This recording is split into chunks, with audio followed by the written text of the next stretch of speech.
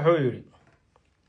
qarnigeenu joognay waqtigan qalinka loo jeestay la isqadarinayo ee qowl xun la badiiday ee qadaf sokeeyay la nacay qori la liishaamo ilbaxnimadan qaan gaadhay ee qayrkanina dhaafay qiimeynta dunidan ka nahay qaar hor u haray oo uu ka baqashafay adduun qaabka nahay oo cadawguna dhan buu kaga qoslaa qaran jabkeenaas inaan qoomamayna ahayd qaladadeenii in si dhiqubtaa maanta waa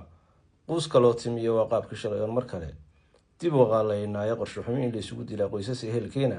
qalbi nooli waa wuxuu marnaba qaadan kara hayne qaladkii hore u dhacay saxoodib isu qaabeey cafiskuudna wada qaato dhalasho qiimeeya ka qashaafo xumaha dhiga qoys qudhaanahay khilaafka iyo qori ku taag waa qorshe ibliisi isqadariyo wada hadloo dhalasho qiimeeya kii qoontirsanayana dhayo daacadnimo qaata kii qalad lahu noqon qiraal waa qorshaha boone garowshiyaha qiimo leh qaado taladeeda kii qalad wadana dhahayo xumabaha u qaadin ilaa waa qaraabiyo xigtay hadal xun ha u quulin haddaan seerarta maamaha qadimo ama ku qaabeeyo qaafiyad tusaale ah haddaan qodob ku miisaamo marka inaad qaarkood dhib iyo qooni kala gaadho qardoofiyo markuu kala tirsado qadaf dhexdoodaasa qowlka wacanayuunbow dawaa